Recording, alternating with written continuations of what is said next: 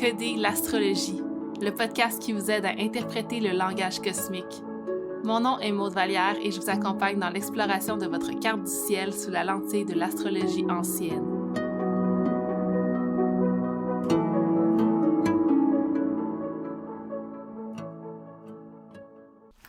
Alors, allô Delphine! Allô Maude! Bienvenue sur Décoder l'astrologie, encore une fois. Yes! Pour ceux qui ne l'ont pas écouté, Delphine est déjà venue faire un épisode avec moi, l'épisode sur la synastrie. Je me souviens pas c'est quoi le numéro de l'épisode, mais ça fait pas si longtemps que ça, vous devriez être capable de le retrouver, donc sur l'analyse relationnelle dans la carte du ciel. Et aujourd'hui, j'ai l'honneur de recevoir Delphine à nouveau, qui est astrologue comme moi, puis qui aujourd'hui va venir nous partager son histoire dans le cadre de ma série « Ton histoire dans ta carte du ciel » avec la spiritualité toxique et la santé naturelle, holistique.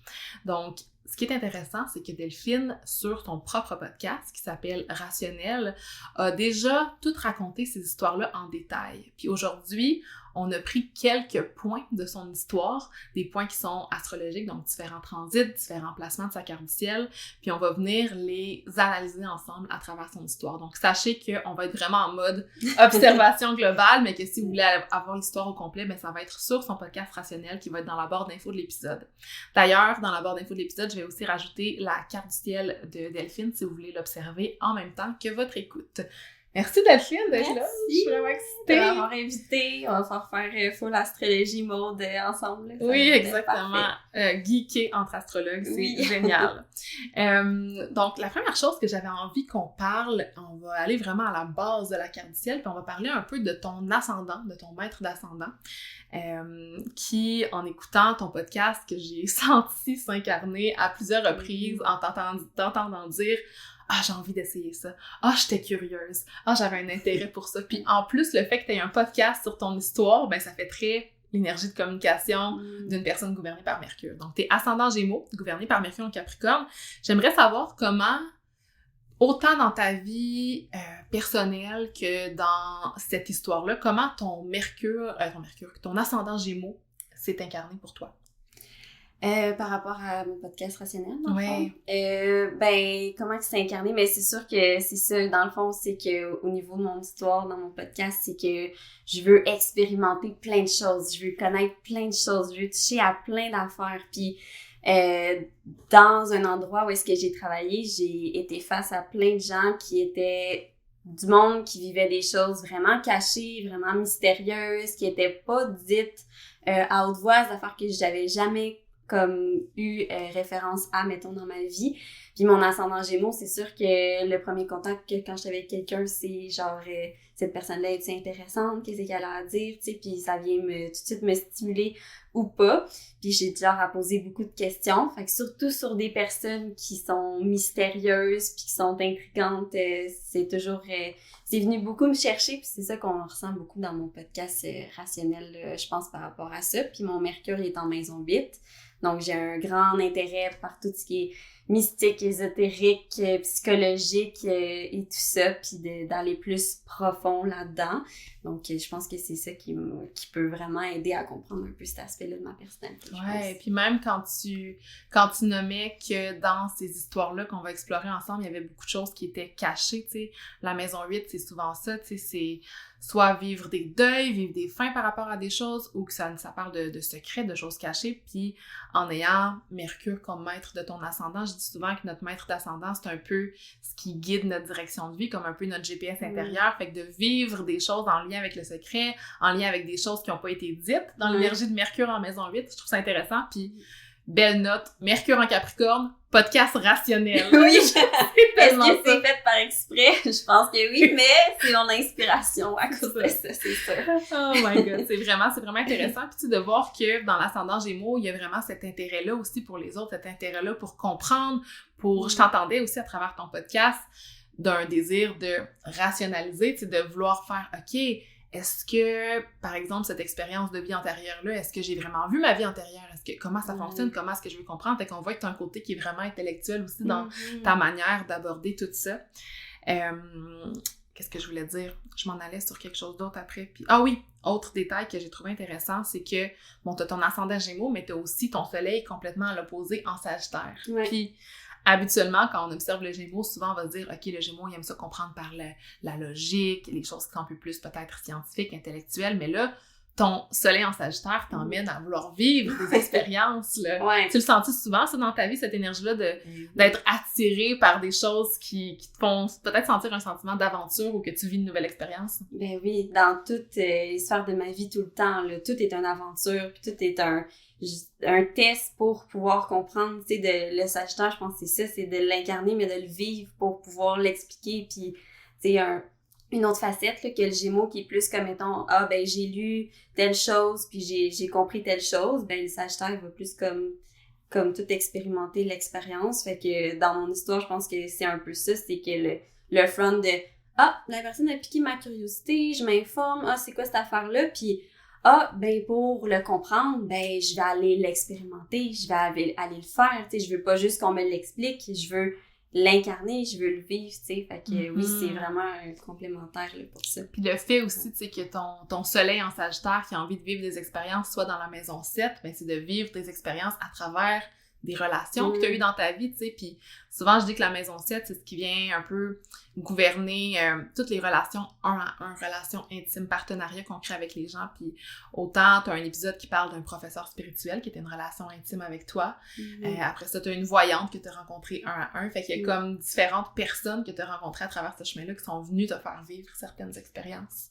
Puis tu sais, la maison 7, la maison 1, tout ça, c'est relié aussi à chaque fois que tu vas vivre des transits ou que ces placements-là vont être activés, bien, ça va venir activer aussi ta maison 10, ta maison 4, fait que ta maison 10, ta carrière, puis il y a beaucoup de choses à travers ça, je pense, qui se sont présentées aussi par rapport à ton travail. Est-ce que tu pourrais nous résumer un petit peu, peut-être, l'histoire avec l'enseignant ou l'enseignante spirituelle, parce que tu nommes pas de nom, tu nommes pas de genre sur ton podcast, l'enseignant ou l'enseignante spirituelle avec qui tu as vécu cette expérience-là, juste pour qu'on ait une petite idée du genre d'expérience que tu as vécue, là.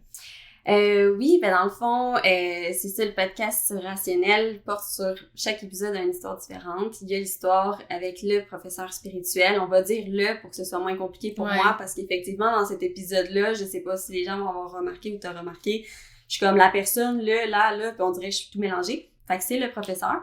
Mais c'est ça, dans le fond, le professeur, c'est quelqu'un avec qui je travaillais et c'est une personne qui avait vraiment en ce jour aussi, là, une spiritualité vraiment intense, pratiquait beaucoup de choses que je ne connaissais pas.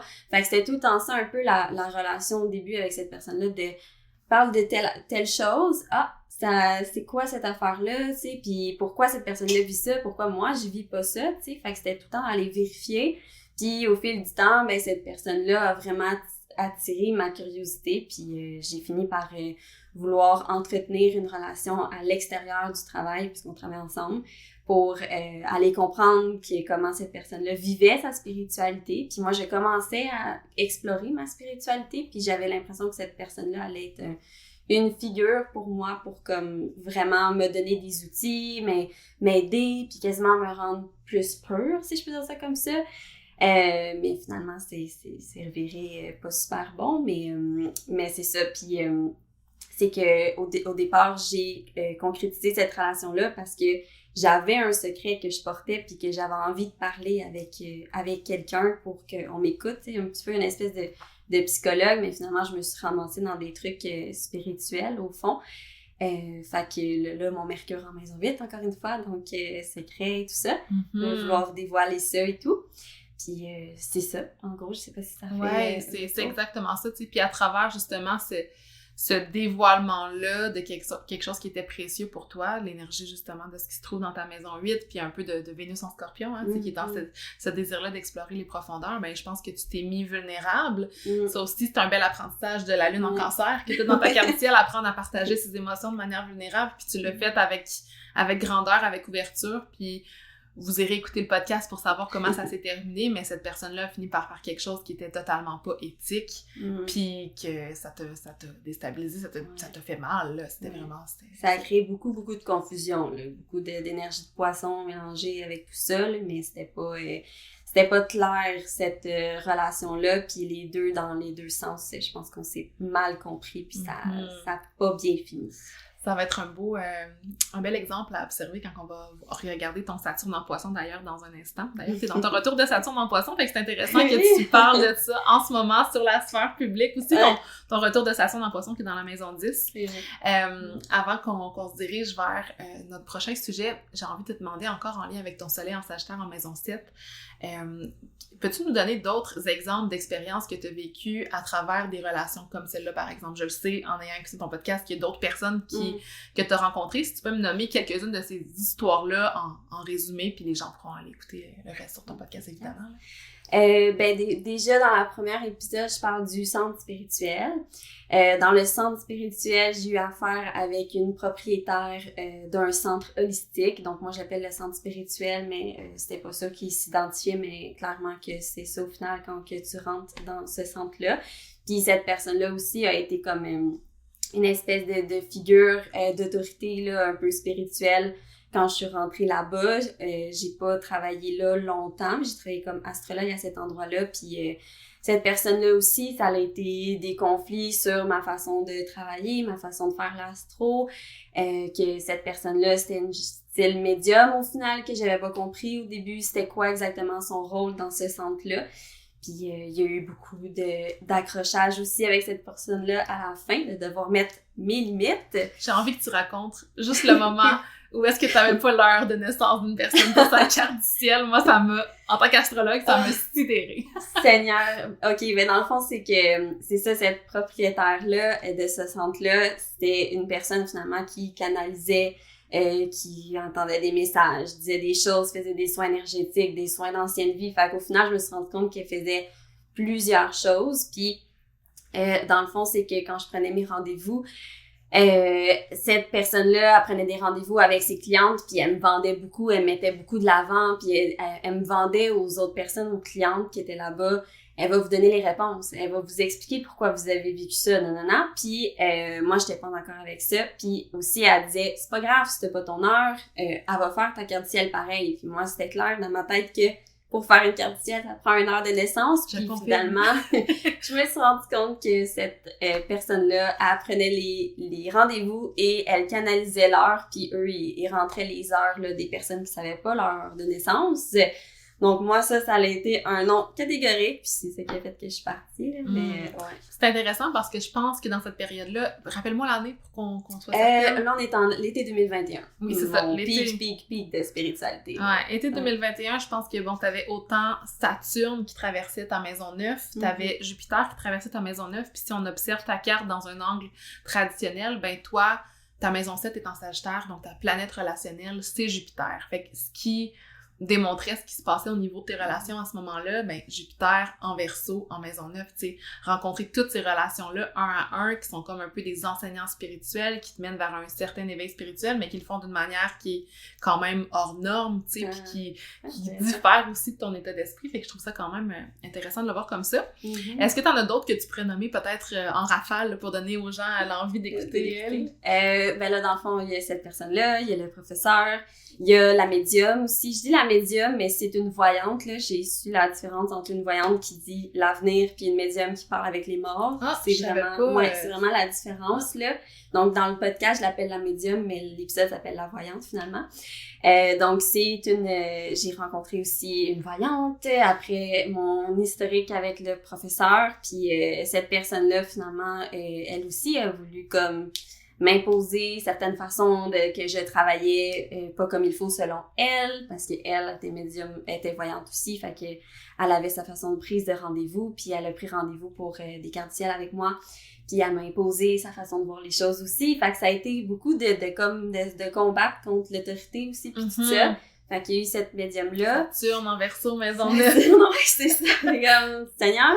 C'est comme si ce genre d'enseignant spirituel, de mentor-là, peu importe les voyantes, je dis pas que tout le monde qui fait ce genre de métier-là est un charlatan, mais il y en a souvent qui veulent aller contrôler, qui veulent avoir du pouvoir sur toi, te dire quoi faire, puis ça, je trouve ça intéressant de le nommer parce qu'on est toutes les deux astrologues, puis c'est quelque chose probablement qu'on vit aussi dans ce qu'on fait, mais en tant qu'astrologue, jamais je vais dire à quelqu'un qu'il faut qu'il fasse ça, qu'il y a ça qui va arriver, tu sais. Je trouve ça difficile, moi, d'entendre quelqu'un qui me dit quoi faire, tu sais, puis qui me dit comment faire les choses, puis ouais, fait que tu l'as-tu vécu comme une genre d'oppression sur toi à ce moment-là, ou tu étais plus en mode, ok, je suis curieuse de voir comment tu l'as vécu au niveau de ton pouvoir personnel, tu sais, est-ce que tu avais l'impression qu'elle disait la vérité, est-ce que tu lui faisais confiance, comment tu te sentais par rapport à ça? Ben, on dirait qu'au début, c'était tout le temps l'illusion, là. C'était tout le temps l'idée de comme, ah, cette personne-là, elle, tu sais, elle est vraiment spéciale, tu sais, elle a quelque chose de plus que moi, j'ai pas. Puis je pense qu'on peut faire le lien quand même avec ma Vénus en Scorpion dans le fait que j'aime les personnes powerful. Je suis attirée vers les gens qui sont mystérieux, les gens que faut que j'aille avec dominant un peu aussi même là. Ouais, c'est ça, intimidant. Oui, c'est ça, que comme ils ont une espèce de je sais pas, de prestance autour d'eux, genre un peu mystérieuse là, ou de quoi de même. Puis tu sais, le professeur c'était vraiment ça, la propriétaire du centre c'était vraiment ça. La médium, je l'avais pas rencontrée avant que je la vois sur une vidéo. Donc mais finalement, au final, je me suis rendu compte que cette personne-là aussi, elle avait cette tendance-là. Puis l'autre personne aussi dans le podcast que je parle, c'est la guérisseuse du cancer. Puis elle aussi, elle avait beaucoup cet attrait-là de sans la connaître, je la croisais à maintes et maintes reprises dans l'endroit où est-ce que je travaillais à ce moment-là. Puis c'était tout le temps de genre, tu sais, la personne qui te regarde là, puis elle te fait un regard là, puis tu sens qu'elle te scanne comme ça là, puis t'es comme voyons, tu sais, qu'est-ce qu'elle pallie mon nom. Elle vibe cette énergie-là de puissance, puis de mystère, puis de. Fait que je pense que c'est un bon moment pour transférer justement vers notre prochain sujet qui est ton Vénus en Scorpion. Vénus en Scorpion qui est Vénus en détriment, fait que ça peut démontrer dans notre chemin de vie de rencontrer justement ces relations-là qui sont parfois toxiques, tu sais, qui nous emmènent vers des choses qui finissent par nous faire souffrir ou nous faire aller profondément à l'intérieur de nous. Ça peut se présenter de différentes façons. Puis, comme tu l'as nommé, ben, je vois beaucoup dans ton Vénus cette attirance-là vers le mystère, vers l'occulte, vers la profondeur, vers les personnes qui ont du pouvoir, qui sont dominants. Est-ce qu'il y a d'autres façons dans ta vie, de manière un peu plus peut-être lumineuse, que tu peux voir ton Vénus, peut-être pas par rapport à cette histoire-là, mais par rapport au reste? Ben, de là, le fait d'être attiré par les gens, mettons, qui ont un certain pouvoir, ben, vice-versa, dans le sens que moi, je suis capable de retrouver mon pouvoir aussi là-dedans, là. Fait que c'est le côté du ballon, là. Vénus aussi, là, beaucoup la relation dans le soi et l'autre, l'effet miroir. Fait que des fois, d'être trop attiré envers des gens qui ont cette aura-là de pouvoir, ben, au final, c'est de retrouver son pouvoir, puis après ça, de comprendre ben moi, faut pas que j'aille là, tu sais, si t'es attiré vers un genre de type de personne comme ça, c'est que, tu sais, à quelque part, ça vient rejoindre quelque chose dans ta personnalité. Fait que je pense que moi, ça a pu me permettre de voir, ben, comment je ne dois pas être en relation avec les gens, qu'est-ce que je dois pas aller toucher, c'est quoi les limites que je dois avoir, puis qu'est-ce qui est lumineux dans Vénus en Scorpion, ben, c'est la transformation, fait que c'est détruire des relations qui fonctionnent plus, puis tu y retournes pas là dans ces relations-là. Là. Quand moi, s'il y a une relation que je sais que c'est pas bien pour moi, mais j'ai tourné la page puis c'est terminé, le livre il est brûlé, puis il est parti. Là, c'est comme pas facile, mais c'est comme t'as fait le shift, puis maintenant tu l'as transformé, puis t'as appris des choses à travers ça, puis je trouve ça vraiment intéressant parce que je dis souvent que une planète qui va venir gouverner une autre planète, comme dans ton cas, par exemple, ton Vénus en Scorpion est gouverné par ton Mars en Vierge. C'est comme si le Mars en Vierge, c'était la source de ces dynamiques-là pour moi. Fait que l'idée de Mars en Vierge, Mars, c'est comme l'affirmation de soi. En Vierge, c'est comme à travers une certaine intégrité, un genre de discernement, ça qui rejoint aussi ton Mercure en Capricorne, qui est en Trigone. Fait que comme full circle, full triangle here. Mais c'est ça, c'est comme si, à travers ça, je pense que t'as appris encore plus à incarner ton Mars en Vierge, puis à choisir justement qu'est-ce qui était une vérité pour toi, là. Ouais, puis en plus, mon Mars est opposé avec mon Saturne en Poisson aussi, là. Fait que cette connexion-là, je pense qu'on peut aller chercher, là. Ah, ça, on va en parler dans un instant. Un autre point que je voulais regarder par rapport à ton Vénus en Scorpion, c'est qu'il est en conjonction avec ton nœud nord.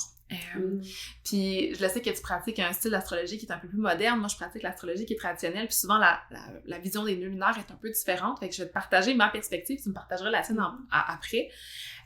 Mais souvent, en astrologie traditionnelle, on voyait les nœuds lunaires, surtout le nœud nord, comme étant un placement qui était maléfique.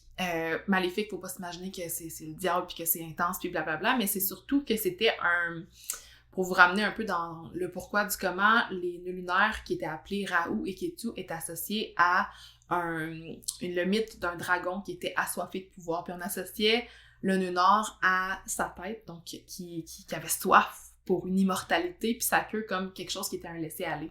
Fait que quand on regardait des placements dans la carte du ciel, des placements personnels comme Vénus par exemple, qui étaient en conjonction avec le nœud nord, c'est comme s'il y avait une soif de quelque chose, comme si ça devenait un côté qui était peut-être un peu plus obsessif. Ok, j'ai vraiment envie d'aller vivre ce genre d'expérience-là, j'ai vraiment envie d'aller justement dans la noirceur, puis on voyait ça comme une condition qui venait mettre un peu le placement dans son exagération, dans son intensité. Fait que j'ai l'impression que ton Vénus en Scorpion est encore plus puissant que celui de certaines personnes. Toi, comment tu le vois, ton nœud nord en Scorpion? Ben, je le vois comme une espèce de, tu sais, les nœuds nord, la vision que j'ai simpliste, là, c'est des pantoufles contre des talons hauts. Fait que t'as ton nœud sud, c'est tes pantoufles, t'es bien là-dedans, puis tu vis ta vie, tu te poses pas trop de questions.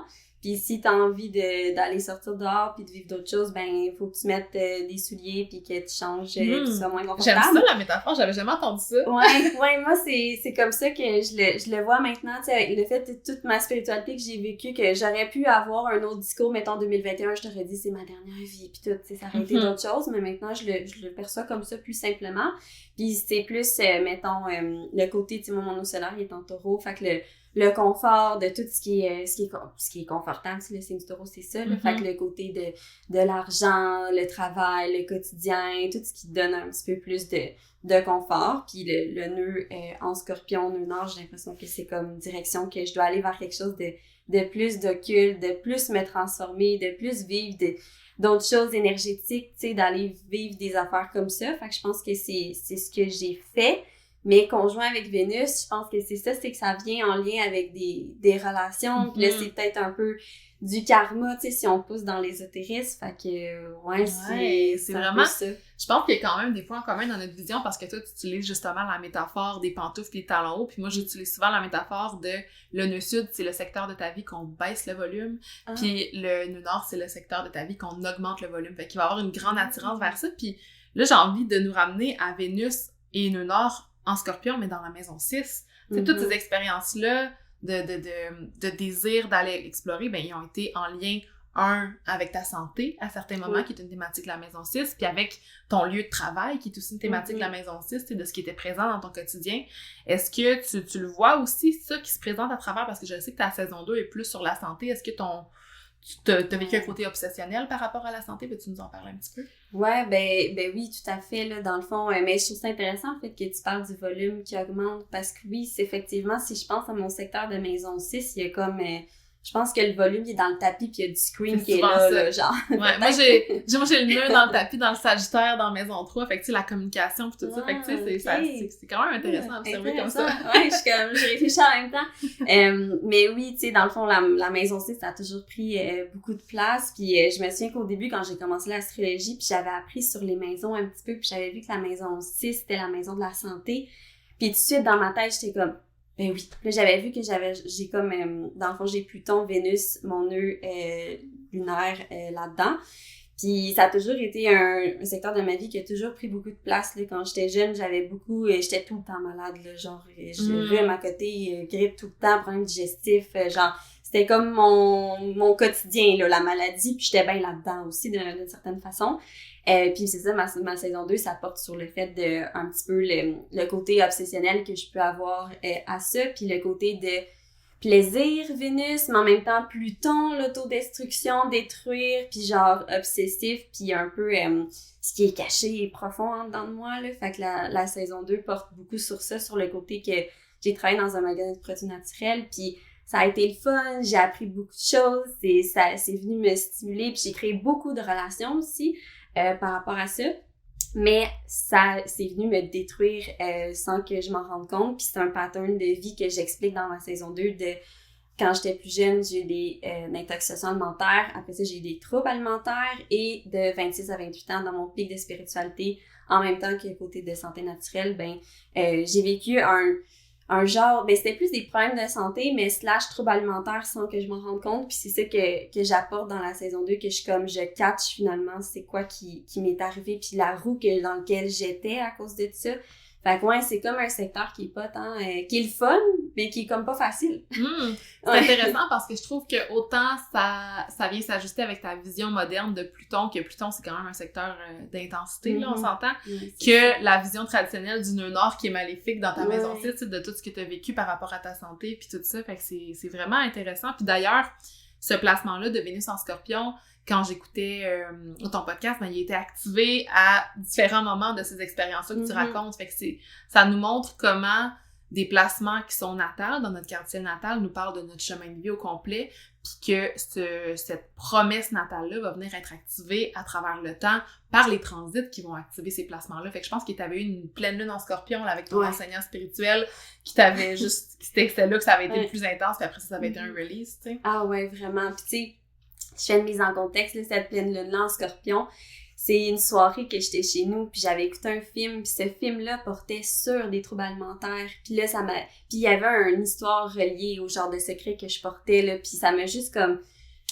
tout frappé dans le visage, puis j'étais comme, OK, il faut que je fasse de quoi, faut que j'entretienne, je fasse une démarche, tu sais, fait que c'est venu comme c'était peut-être mon lunaire qui est comme une espèce de quête à la transformation, de vivre comme de vivre d'autres choses, puis c'est ça, puis c'est là que j'ai fait ma démarche pour faire genre faut que je vive une transformation, je sais pas comment, mais faisons ça, tu sais. Fait que c'est de là aussi que je pense que ça a créé quelque chose de pas clair, parce que je savais pas trop moi non plus qu'est-ce que je voulais, mais c'est ça. Pas clair. C'est un bon segment pour s'en aller vers Saturne en Poisson. Retour de Saturne en Poisson en ce moment. Je trouve ça intéressant de regarder dans ta carte du ciel le placement de Saturne en Poisson en maison 10, qui pour moi représente l'archétype du gourou spirituel qui se présente dans ta sphère de la carrière. Fait que, encore une fois, ton enseignant qui s'est présenté à travers l'endroit où tu travaillais. Puis d'une perspective traditionnelle, ben ton placement de Saturne en Poisson gouverne ta maison 8, qui pour moi, la maison 8, c'est notre processus de creuser à l'intérieur de soi, notre processus thérapeutique, psychologique. Ça gouverne aussi tout ce qui vient nous créer de l'anxiété, de l'angoisse, des traumas, des blessures dans notre vie. Fait que Saturne en Poisson gouverne ce secteur-là. Puis Saturne en Poisson gouverne aussi ta maison 9 qui est en Verseau, d'une perspective traditionnelle. Fait que la maison 9 qui est tout ton éveil spirituel, tes schémas de croyances, tout ce qui est en lien justement avec comment tu cultives ta spiritualité, ta philosophie de vie. Fait que c'est comme si Saturne en Poisson, maison 10, qui représente une autorité spirituelle dans le travail, ou tu sais, puis ça, tu peux l'incarner toi aussi dans ce que tu vas faire d'une manière plus lumineuse, on s'entend, mais c'est comme si ce placement-là venait gouverner ces deux secteurs-là, fait que j'ai l'impression qu'à travers cette histoire-là, tu l'as autant vécu dans un processus qui était thérapeutique, on va dire, entre guillemets, puis d'un processus d'éveil spirituel aussi, tu sais. Est-ce que tu as l'impression que, ou plutôt comment ces personnes-là que tu as rencontrées dans ces relations de spiritualité toxique sont venues incarner l'archétype de Saturne en Poisson pour toi? Ben, ça m'a aidé à forger mes limites, vraiment, là, puis de forger aussi une spiritualité plus ancrée. Saturne, tu sais, Saturne, on dit dans l'astro, c'est la dernière planète avant l'autre étape, c'est des autres planètes qui sont extérieures. Puis Saturne, c'est la planète qui ramène un peu du karma ici, puis qui te ramène ici, genre, si on va dans reality check! Ouais, c'est ça, côté ésotérique, c'est comme, t'as-tu tout fini ton travail? Tu sais, t'as-tu tout accompli ce que tu voulais accomplir? Non, tourne sur Terre. Mettons, je sais que j'avais déjà entendu une genre de perception comme ça. Fait que, en Poisson, ben, c'est pas clair, tu sais, c'est un peu, c'est flou, là, tout ça, fait que... C'est ça, les limites sont floues, c'est comme, oui, tu vas emmener des limites qui sont fluides, mais en même temps, tu sais, s'il y a un voile en avant pis tu sais pas trop où tu t'en vas, c'est là que ça peut créer de la confusion, comme le genre d'expérience que tu as vécue, tu sais. Puis, on en parlait tantôt, tu sais, tu l'as nommé, ton Saturne est en opposition avec ton Mars dans ta carte du ciel, tu sais, Mars qui est une planète vraiment de pouvoir personnel, d'affirmation de soi, fait que c'est comme, qu'est-ce qui est venu te limiter dans ton affirmation de soi? Ben, cette figure d'autorité-là aussi peut être présente, tu sais. Puis, dans ton histoire que tu racontais, il y avait beaucoup de transits qui étaient en lien avec Saturne, tu sais. Pour moi, tous les processus d'éveil spirituel puis d'approfondissement thérapeutique que tu vas vivre vont avoir un lien avec les transits de Saturne qui durent 2 ans et demi. Fait qu'il y a eu un moment où est-ce que tu as eu Saturne pendant 2 ans et demi, de 2020 jusqu'à 2023, qui est venu traverser ta maison 9, qui est venu redéfinir les structures de tes croyances, redéfinir les structures de ta spiritualité. Puis maintenant, la sphère publique, la carrière, c'est comme si... Ouais, je l'affiche. Ouais, c'est bon. Comme tu l'affiches, tu le montres sur la sphère publique, puis en même temps, j'ai l'impression que tu viens incarner toi-même ton Saturne en Poisson à ta façon, dans une bienveillance, une compassion envers la toi du passé, envers une reprise de ton autorité spirituelle sur la sphère publique, parce que, tu sais, on s'entend que tu t'incarnes une certaine autorité spirituelle aussi quand tu décides d'avoir ton propre chemin puis de transmettre l'astrologie, par exemple. Fait que on peut voir vraiment ce grand cycle-là de Saturne, c'est intéressant. Très beau. Puis je voyais aussi dans justement ce transit-là de Saturne en maison 9 en Verseau, qui était en même temps que Jupiter en Verseau dans la maison 9. Tu parlais beaucoup que tu étais à la recherche de mentors spirituels. Est-ce que tu sentais vraiment à l'intérieur de toi ce désir-là d'être accompagné? Tu sais, est-ce que pour toi, d'être accompagné par quelqu'un comme ta meilleure amie ou ton chum, ou d'être accompagné par un mentor spirituel, ça avait comme une certaine plus de valeur, ou comment tu l'as vécu? Ouais, je pense que oui, d'une certaine façon, mais tu sais, dans le fond, la place où est-ce que j'ai travaillé, que j'en parle dans ma saison 1 et ma saison 2, j'ai travaillé avec des gens qui étaient beaucoup plus vieux que moi, là, puis c'était tous des gens qui pratiquaient une spiritualité depuis très longtemps, contrairement à moi, que j'avais pas commencé à, tu sais, quand j'ai commencé à travailler là-bas, j'avais même pas de spiritualité, si je peux dire ça comme ça, j'étais pas astrologue, je baignais même pas là-dedans.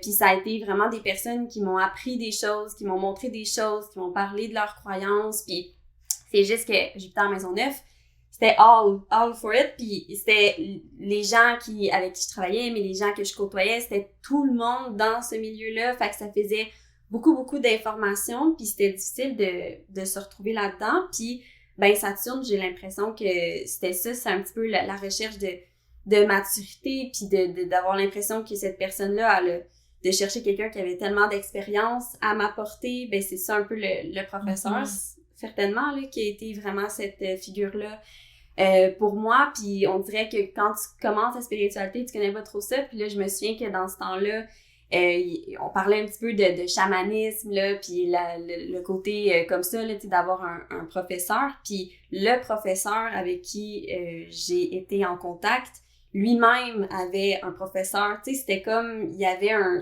genre de hiérarchie, là. C'est ça, fait que tu sais, c'était comme, mais si lui, il y a un professeur, il y a une spiritualité, il y a même un cadre, une religion même, tu sais, c'était chargé, fait que je me disais, crème, il y a beaucoup de bagages, fait que ça peut comme m'apporter énormément, fait que oui, d'une certaine façon, c'est venu comme me stimuler pour ça. Puis finalement, t'as fini par comprendre que tout ça, tu le portais à l'intérieur de toi. Tu sais, moi, j'ai vraiment la croyance que on n'a pas besoin de pratique, on est des êtres spirituels, puis je pense que c'est justement un des apprentissages de ton Saturne en Poisson pendant ce retour de Saturne que tu es en train de vivre, là. Puis en pleine saison du Poisson, on va d'en parler, le soleil dans ta maison 10, toi qui es sur mon podcast, toi qui lance. J'adore. C'est vrai. OK, donc à travers tout ça, qui est un transit que tu mentionnes souvent sur ton podcast, tu vivais un carré de Neptune avec ton ascendant. Donc, toutes les personnes qui sont ascendant Gémeaux, c'est quelque chose que vous avez vécu dans les dernières années, mais peut-être... C'est pas facile, la gang, c'est pas facile!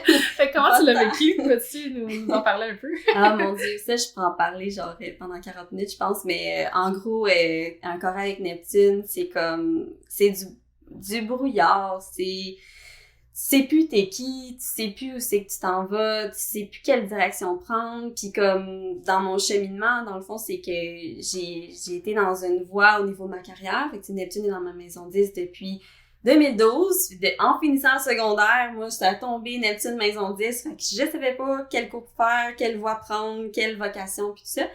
Fait que dans le fond, c'est ça, fait que c'est venu vraiment me brouiller encore plus à ce moment-là quand c'est venu sur mon ascendant, parce que l'ascendant, c'est qu'est-ce que t'as envie d'être, c'est qu'est-ce que tu représentes aux yeux des autres, puis tout ça, puis c'est le lien que tu fais aussi au contact avec les gens. Fait que c'est ça qui a fait aussi un peu que j'ai rencontré. On dirait que ce qui m'attirait le plus, c'était tous les gens dans la spiritualité, tout le côté très neptunien là, de tout ça, puis c'était tout le temps un petit peu des contacts qui manquait de clarté, c'était tout le temps des gens qui moi je fais ça, mais je te dirai pas tout ce que je fais, puis je t'expliquerai pas tout, puis moi il fallait tout le temps que j'aille creuser puis tout ça, fait ce qui faisait que j'allais plus loin dans ma démarche, mais puis c'est ça aussi, c'est que c'est comme si à ce moment-là j'avais perdu ma personnalité, puis il y a un moment dans le podcast, j'en parle ce moment-là, mais que je me suis reconnectée dans le fond, c'était ma page Behance comme graphiste. Puis dans ma bio, j'avais marqué une description de qui je suis, tu sais. Puis j'ai lu ça, puis j'ai fondu en larmes parce que j'étais comme, je le savais très bien, j'étais qui. Puis c'est comme si toutes ces démarches-là que j'ai faites, c'était pour trouver qui j'étais, c'était pour apprendre à me connaître. Puis au final, ça a juste fait en sorte que je me suis complètement perdue. Fait qu'après ça, quand que Neptune est parti, ben là, c'est comme si le nuage était parti, il était comme, tu sais t'es qui, Delphine, t'as pas besoin d'un regard extérieur pour savoir t'es qui. Au final, tu sais, t'as juste à aller au profond de toi-même puis de confirmer ça. Puis il y a plusieurs situations dans ce podcast-là que je parle que c'est comme si ces gens-là voulaient me connaître plus que je me connaissais moi-même aussi. Puis, fait que ça aussi, c'était comme plutôt difficile. Fait qu'on dirait que t'es comme, ben, je suis-tu comme ça? C'est-tu vrai? Est-ce que la perception que cette personne-là a de moi, elle est vraie ou c'est moi qui est faussée, tu sais? Fait que tu deviens perdu, là. C'est ça. Neptune en carré avec l'ascendant, c'est comme une grande recherche identitaire qui, en même temps, se présente dans ta carrière parce que c'est Neptune dans ta maison 10. Puis comme on en parlait avant d'enregistrer le podcast, quand t'as un carré de Neptune à l'ascendant, ben t'as aussi un carré de Neptune au descendant. Fait que ça peut être de la confusion puis de l'illusion aussi dans les relations. Puis je vous invite à peut-être porter attention si vous êtes ascendant Gémeaux, ascendant Sagittaire, ascendant en signe mutable, Vierge ou... voyons... Poisson, ça va. Parce que je t'écoutais me parler de cette période-là, tu sais, de Neptune en Poisson qui a commencé en 2012, tu sais, puis on dirait que ça me ramène à mon propre épisode sur ma propre histoire, tu sais, qui, moi, était Neptune en opposition à mon soleil en Vierge, puis c'était vraiment un genre de gros flou sur mon chemin de vie, qu'est-ce que je fais ici, puis je me laisse juste porter par cette énergie-là de toxicité parfois, tu sais, quand Neptune est dans son ombre, c'est pas juste un flou, c'est aussi qu'on peut tomber dans le côté toxique qu'on peut retrouver à travers les troubles alimentaires, à travers les enseignants spirituels comme tu l'as vécu, mais aussi à travers être avec des personnes en relation qui sont toxiques ou à travers des dépendances, tout ce qui est en lien avec les substances. Fait qu'il y a différentes façons justement d'expérimenter Neptune, puis pour les personnes qui ont beaucoup de placements en signe mutable, ben peut-être que c'est quelque chose que vous avez vécu aussi depuis 2012, dépendant du degré de vos placements, mais c'est intéressant à observer, là. Puis est-ce que t'as l'impression que ça se résorbe maintenant que Neptune est vers la fin? Je vais aller voir au moment de l'enregistrement où est-ce que Neptune est rendu, je suis curieuse. Ça va vers mon soleil, par contre, là, fait que j'anticipe un peu, mais bon, ça va, on continue le flow, là, mais je suis mieux préparée, mettons, là, mais j'anticipe un peu... qu'est-ce qu'il va... C'est ça, Neptune va rentrer en bélier en 2025-2026. Il va être carré à mon Mercure. Oui, c'est ça. Tu sais, faut savoir qu'il y a aussi tout le transit de Neptune en Poisson depuis 2012. C'est pas activé à la même intensité tout le temps. C'est vraiment quand Neptune vient être plus proche de vos degrés de placement. Fait que sachez-le que c'est pas tout le temps comme ça, mais c'est quand même intéressant de voir ça, tu sais. Puis maintenant que ça se résorbe puis que ça quitte tranquillement ton ascendant, est-ce que tu as plus de clarté dans ta carrière, dans ta vision de ce que tu veux faire dans le monde, comment tu veux contribuer? Parce que j'imagine que depuis 2012, c'est comme, OK, qu'est-ce que je fais? Ouais, c'est ça, genre, je sais pas où c'est que je me dirige. Ben, je pense pas que c'est à 100% net. Je pense que mon ascendant Gémeaux, maintenant, est mieux incarné parce que j'ai vécu beaucoup de... Tu sais, Jupiter est rentré dans ma maison 9, il est rentré dans ma maison 10 aussi. Puis j'ai touché à plein d'affaires, j'ai essayé plein d'affaires. Puis là, j'ai l'impression que, étant ascendant Gémeaux, il y a vraiment cette dualité-là on dirait deux personnalités. Fait que je pense que maintenant, je le comprends mieux que j'ai ma facette spirituelle, astrologue, puis j'ai ma facette je suis rationnelle, puis je suis terrestre, puis je me dois d'avoir une job, puis si je veux une maison, je dois avancer dans la vie retour de Saturne aussi, là. Fait que je pense que maintenant, c'est plus clair comme ça, puis j'atteins comme on dirait dans ma carrière, du moins le travail que j'ai en ce moment, me donne beaucoup de sentiment d'accomplissement. Fait que je pense que j'ai fini un beau périple là, maintenant en regardant ça. Là. Tu viens de dire ça, puis ça m'a donné envie d'aller voir ta planète de carrière dans ta carrière. Là, c'est intéressant, c'est Jupiter en Sagittaire en maison 7. Tu sais, carrière, ça peut être toutes nos façons de contribuer. On s'entend que t'as ta carrière plus stable, mais t'as ta carrière d'astrologue aussi, fait que les deux peuvent se présenter comme ça. Un dernier point que j'avais envie qu'on aborde sur le podcast aujourd'hui, on en a déjà parlé un petit peu de ton axe des nœuds en maison 6 et en maison 12. Puis, tu mentionnais dans la saison 2 de ton podcast avoir été très malade à un certain moment, en 2022, là où on a vécu une conjonction Uranus, nœud nord, et Mars en taureau. Mars qui, vu que t'es né de jour, est ton maléfique dans ta carte du ciel. Dans ta maison 12, qui parfois nous parle de santé mentale, de connexion à l'invisible, puis qui vient créer une opposition avec tout ce que ton Scorpion, ton Vénus, ton nœud, puis qui vient activer justement l'axe de tes nœuds lunaires. Au même moment, tu vivais aussi un retour de nœud lunaire inversé. Fait que, est-ce que tu peux nous parler un petit peu de cette période-là où tu as été malade? Comment c'est venu t'affecter psychologiquement puis physiquement? Ben dans le fond, ça s'est fait tranquillement mais sûrement, mais c'est ça, en été 2022, ça a été ce moment-là qui a été comme une espèce de wake-up call de trois facettes de ma vie, j'ai l'impression. Fait qu'autant spirituellement, la saison 1, c'est là que c'est avec la guérisseuse du cancer que je sens vraiment que je dépasse mes limites puis que je m'en vais dans une spiritualité qui est complètement déconnectée de ce que moi j'ai envie de vivre.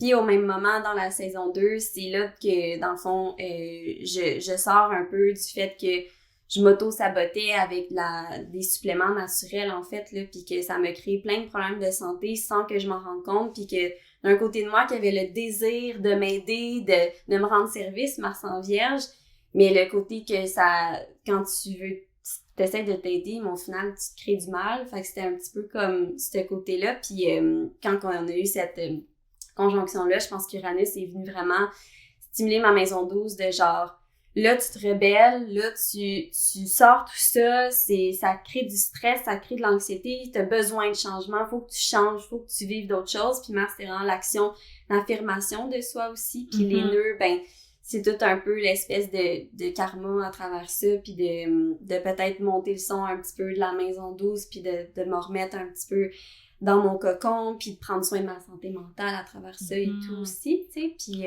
peut-être d'arrêter d'être dans l'obsession face à la santé que j'étais depuis comme 2 ans, non-stop à vouloir régler un problème qu'au final, j'avais zéro le contrôle là-dessus, puis ça partait de l'acceptation au final.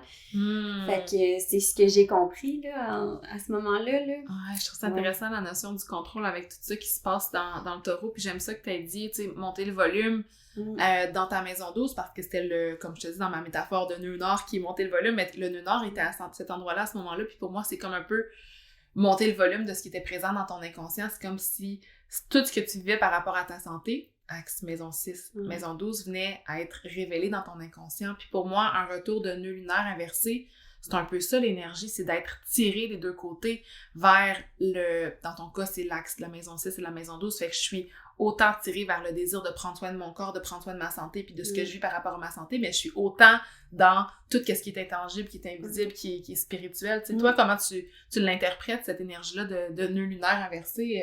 Comment tu l'as senti de ton côté? Ben, c'est comme si j'essayais de me porter vers une direction, tu sais, étant dans l'astrologie aussi, on regarde un peu nos transits, puis tu dis, ben, mon nœud nord est en Scorpion, ben, je devrais peut-être aller plus vers l'ésotérisme, puis tout ça, incarner, mettons, maison 6, admettons, dans mon quotidien, nanana.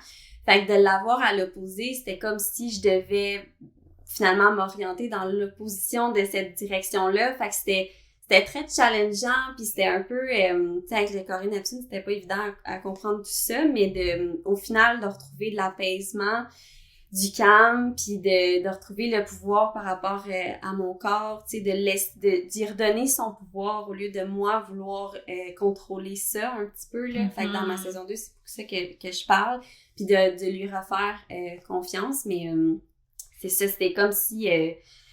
tu le vois venir aussi, tu sais, les oppositions, c'est un peu ça, mais en même temps, c'est quand même un transit qui est pas facile à faire parce que c'est pas ce que t'as envie de rechercher au final, tu sais. Moi, j'aurais voulu tout détruire, puis avoir, tu sais, tout régler mes problèmes, puis tu sais, que je vive une grande transformation.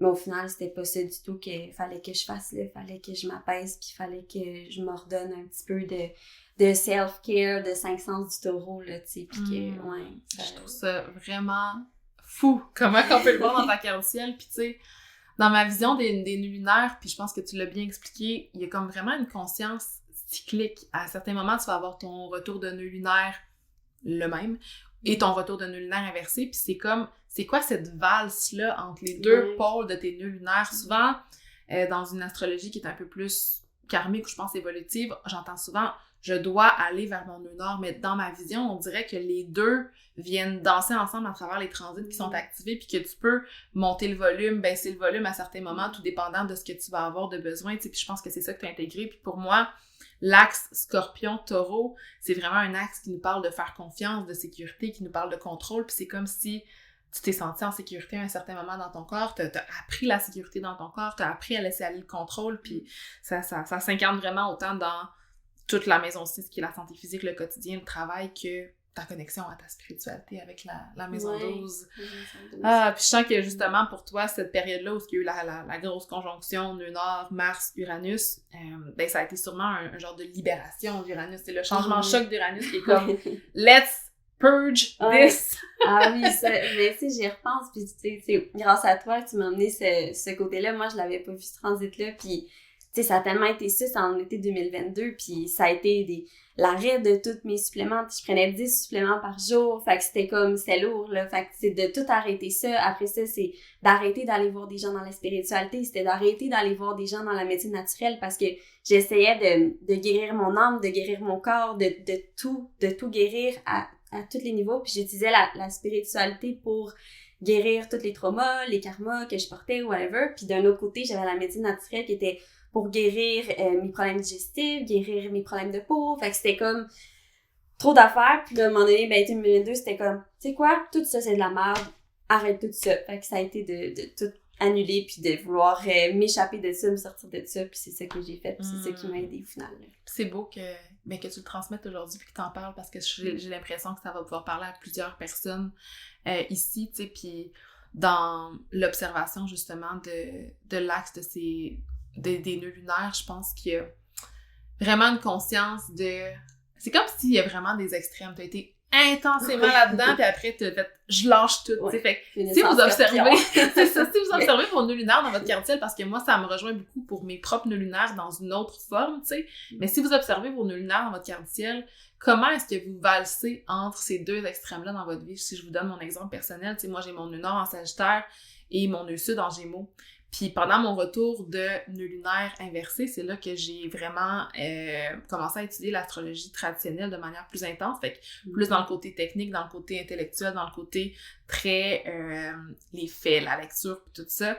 Puis là, je suis dans une période de ma vie où ce que justement, je ne suis plus dans ce retour de nœud lunaire inversé, puis que je sens que je retourne un petit peu plus vers mon nœud nord en Sagittaire, qui est plus dans l'expérience, d'en venir justement raconter nos histoires, puis voir l'astrologie à travers l'expérience, plus qu'à travers comme un truc qui est une structure un peu plus factuelle. Fait que je trouve ça intéressant comment on peut se permettre d'aller vers les deux, puis que les deux peuvent nous faire prendre conscience de des choses pour venir nous appuyer dans notre processus karmique, notre processus d'expérimentation de notre vie humaine, en fait. C'est cool. Ça, c'est dans ta maison 9 puis 3 aussi. Oui, fait que c'est beaucoup en lien avec l'étude, puis la communication, ce que je transmets, ce que j'enseigne, puis ce que j'apprends moi aussi, là. Fait que... ouais, hein, c'est intéressant.